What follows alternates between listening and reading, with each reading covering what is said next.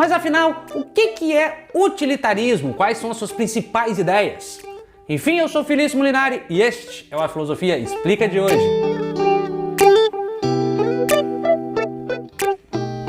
Tem uma pergunta, uma questão que sempre leva a gente a pensar filosoficamente. É a questão que gira em torno de saber se a gente age de forma ética ou não, se a gente está agindo de forma justa ou não, e saber se uma ação ela é boa ou ruim, por exemplo, do ponto de vista moral, por exemplo. E isso, obviamente, perpassa toda a história da filosofia, desde os gregos até hoje. Mas é interessante notar que ali no século XVIII, já com a racionalidade moderna, muito influenciada pela ciência, alguns filósofos vão tentar dar uma resposta, uma resposta um pouco mais científica, digamos assim, mais objetiva para essas questões. Então não vão se pegar tanto a conceitos metafísicos nem conceitos religiosos e vão tentar pensar uma fórmula para saber se uma ação ela é ética ou não. Ou seja, é uma visão filosófica que tenta orientar nossa vida para saber como devemos agir de forma correta, ou saber calcular mesmo a influência da matemática e da ciência, calcular se uma ação ela é correta ou não. E essa teoria ficou conhecida na filosofia com o nome de utilitarismo, ou então de uma ética utilitária. Então é esse o tema do vídeo de hoje, conhecer um pouco mais dessa escola filosófica que tenta dar resposta aos nossos problemas cotidianos, respostas éticas aos nossos problemas cotidianos. Mas antes de falar de utilitarismo, eu já faço um convite a você. Se você tiver alguma sugestão de vídeo, de tema, ou tiver interesse sobre algum assunto, você pode deixar aqui nos comentários, que eu prometo que leio, e quem sabe eu faço aqui um vídeo para você. Ou se você quiser conversar de forma mais direta, você também pode ir lá no meu Instagram. Lá a gente pode conversar de forma mais espontânea, mais livre, mais rápida. Enfim, é isso. Chega de papo. Bora pro vídeo, bora explicar o que é utilitarismo. Bom, passado a Idade Média, muitos filósofos vão tentar dar uma solução ética fora do cristianismo. Então, se a gente pega aqui o século XVIII, a modernidade filosófica como um todo, né? A gente vai ter que tira-se a religião, que era um norteador da filosofia medieval, muitas vezes, sobretudo no que diz respeito à ética, e vence a razão, sobretudo a razão iluminista, a razão moderna, de certa forma, a razão torna-se o fundamento do pensamento ético. Felício, eu não estou entendendo. O que eu quero dizer aqui é que desde a modernidade a gente tenta ver na filosofia se algo é bom ou ruim do ponto de vista ético, usando a razão. Aqui não vale mais na filosofia falar, olha, tal ação é ruim porque Deus não quer, o Deus cristão não gosta, está na Bíblia que é errado. Enfim, isso na filosofia desde a modernidade não funciona. Na verdade nunca funcionou muito bem, né? A filosofia sempre busca por argumentos racionais, os argumentos religiosos ficam, obviamente, para a religião. Mas, enfim, o que eu quero dizer aqui é o seguinte: busca-se cada vez mais na modernidade dar uma resposta racional, fundamento racional para nossos problemas éticos. Tá, Felício, vai direto ao assunto. E onde que entra o utilitarismo nisso? Bom, o utilitarismo, ele entra ali no século XVIII para dar uma resposta definitiva para saber, um cálculo, né, para saber se algo é certo ou não. É uma corrente que foi inventada por dois filósofos, na verdade são dois filósofos que recebem, né, essa alcunha de pioneiros do utilitarismo, notadamente o Jeremy Bentham e o John Stuart Mill. Esses dois sempre vão ser associados ao utilitarismo, e o utilitarismo tem um princípio básico que, se você entender ele, todo o resto fica mais fácil. Então, claro que a teoria de Bentham e de Mill ela é um pouco diferente. O Mill, o Bentham vem primeiro, né? E depois o Mill acaba reformulando, melhorando a teoria do Bentham, mas em suma é o seguinte: o primeiro princípio é, para eles, para o utilitarismo, nenhuma ação vai ser ética em si mesma. Porque Deus não gosta, porque... Não. Para saber se algo é certo ou não, se uma atitude que alguém tomou é certa ou não, a gente tem que medir essa ação por suas consequências.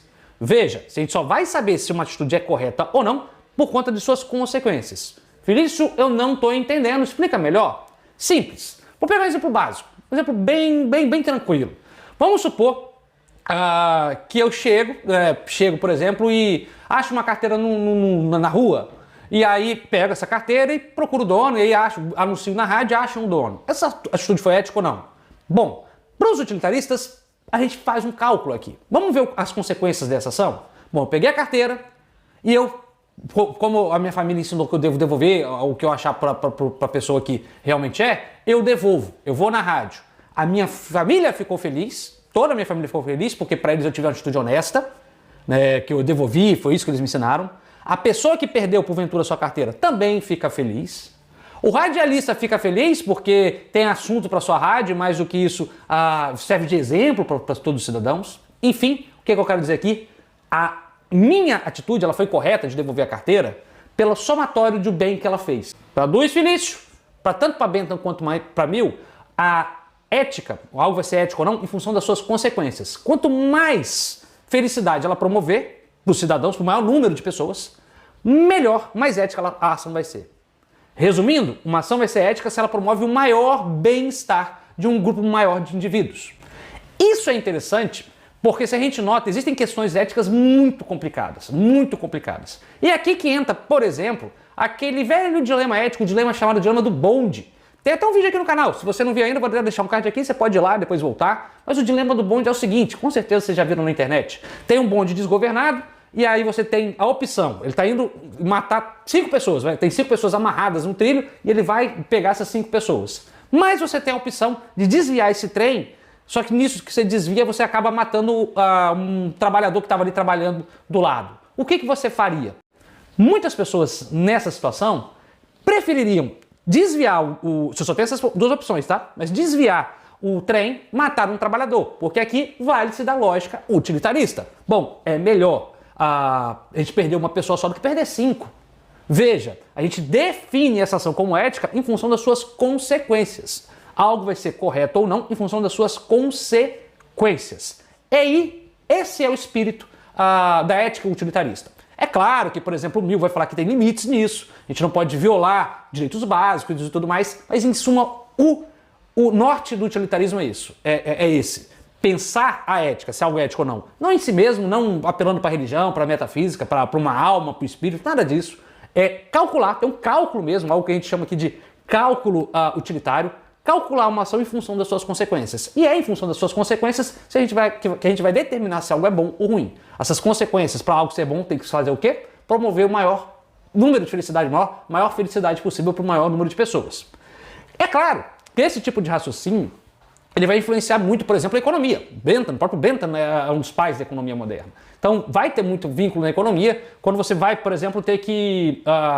um país com recursos limitados, como é o Brasil mesmo, você tem que saber onde aplicar o dinheiro. Vamos aplicar aqui na educação ou na saúde? A gente não tem dinheiro ilimitado, então a gente vai ter que tomar uma decisão econômica. A gente vai ter uma autoridade fiscal que vai gerar mais desemprego para manter... Enfim, nessas escolhas, pensa-se, ou deveria se pensar, segundo os utilitários, nas consequências. Quanto mais felicidade promover uma ação, mais ética ela vai estar, e por isso que esse era um dos nortes da ética utilitarista.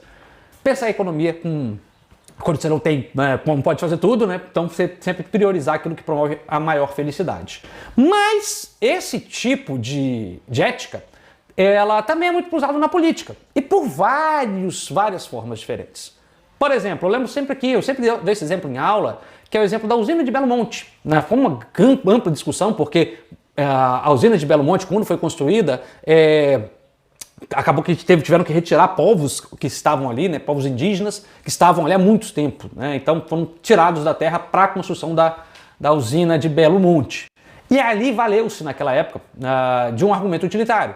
Olha, realmente a gente está fazendo algo ruim para esses índios aqui, para essas tribos que estão aqui em Belo Monte. Porém, essa usina ela é uma usina renovável, e por ser renovável ela vai durar bastante tempo e vai levar energia elétrica para milhares de pessoas. Então, qual foi a ideia aqui para nortear a política? Bom, a gente tem consciência de que a gente afeta a vida dessas tribos, mas a gente está promovendo uma maior felicidade geral, porque a gente leva energia elétrica onde não tem, vai ter mais garantias de energia elétrica. Veja, aqui também prezou-se pelo cálculo utilitário. Pensou-se nas consequências para tomar uma ação política. E não é só aí, né? A gente pode pegar vários exemplos que são até exemplos moralmente progressistas, né? Para ver como que a ética utilitária está presente em muitas defesas de pautas progressistas. Que é, por exemplo, a causa do aborto. Né? Quando pedem a descriminalização do aborto, as mulheres pedem por essa pauta, normalmente o argumento que se usa é, olha, vamos descriminalizar o aborto porque o aborto ilegal ele promove mais mortes clandestinas, ele aumenta o número de casos de mulheres que procuram o SUS porque buscar um aborto clandestino. Sempre, um bebê, por exemplo, esse argumento é sempre muito usado. Um bebê gerido de forma não querida, né, uma gravidez não desejada, gera filhos que podem ser abandonados e podem, enfim, virar criminosos no futuro. Muitas pessoas justificam o aborto por suas consequências para a sociedade. Veja, aqui o argumento é o mesmo. Você procura o maior bem para a felicidade, procura as consequências para justificar se algo é ético ou não, não em si mesmo. Se a gente comparar, por exemplo, a ética utilitarista com a ética cristã, só para dar um exemplo, a ética cristã condena, olha, vou condenar aqui o aborto porque o aborto, tirar uma vida é errado em todas as situações. Ou seja, a ética cristã busca falar o que é certo e o que é errado em si mesmo, independente das consequências. Agora, para a ética utilitarista não. Uma ação vai ser ética ou não, se levando em consideração, né, levando sempre em consideração as suas consequências. Matar errado com utilitarismo, Felício? Bom, tudo depende.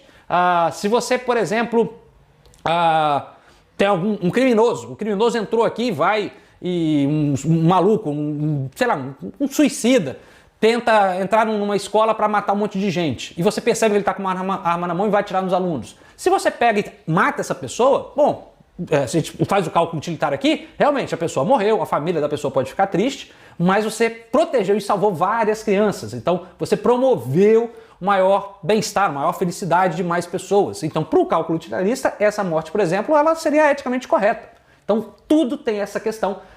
Embora a ética utilitarista sofra muito de muitas críticas, porque muitas vezes resolve de forma simplista alguns problemas que são graves, a verdade é que ela até hoje é extremamente usada por todos os aspectos, tanto de direita quanto de esquerda, progressistas e conservadores. Ela é a ética até hoje mais presente nos debates públicos, porque é muito fácil justificar uma posição ética em virtude das consequências que ela traz para a nossa sociedade.